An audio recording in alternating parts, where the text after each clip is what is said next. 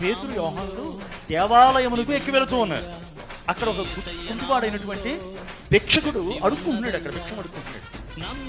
వీళ్ళ వైపు తేరు చూస్తున్నాడు, ఏమైనా దొరుకుతుంది, ఏమైనా ఇస్తారేమో అని. వీళ్ళు ఏమంటున్నారు తెలుసా? మా యొద్ద వెండి బంగారములు మా యొద్ద లేవు గాని మాకు కలిగినదే నీకు ఇచ్చుచున్నాము అని చెప్పి నజరేయుడైన యేసు నామములో నడువమని చెప్పి కుడి చెయ్యి పట్టుకొని లేవనెత్తెను.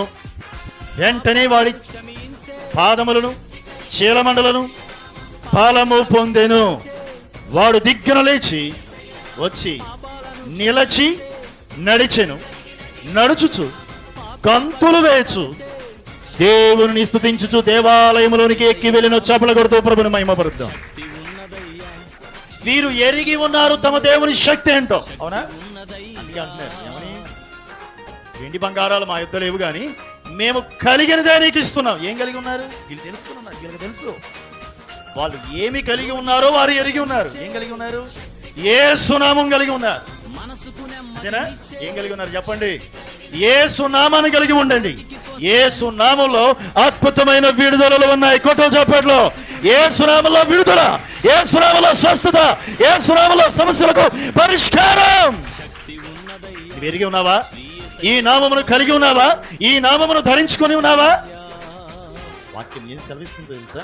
తమ దేవుని ఎరిగిన వారు బలము కలిగి గొప్ప కార్యములను చేయుదురు. హల్లెలూయా.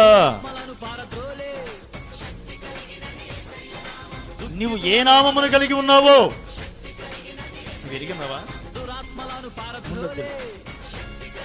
నువ్వు ఎవరికి ప్రార్థిస్తున్నావో, ఎవరిని ఆరాధిస్తున్నావో, ఎవరిని సేవిస్తున్నావో, నువ్వు ఎవరి కుమారుడవో, ఎవరి కుమార్తెవో, నువ్వు ఎవరిని వెంబడిస్తున్నావో ముందు అది నీకు తెలియాలి.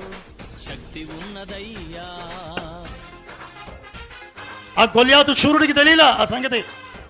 తెలియకనే ఇశ్రాయేలు దేవుని తిరస్కరించాడు. నాశనం నల్లబొగ్గు. అదేగా ఎరుగనవాడు నశించాడు, ఎరిగినవాడు జయించాడు. Praise the lord.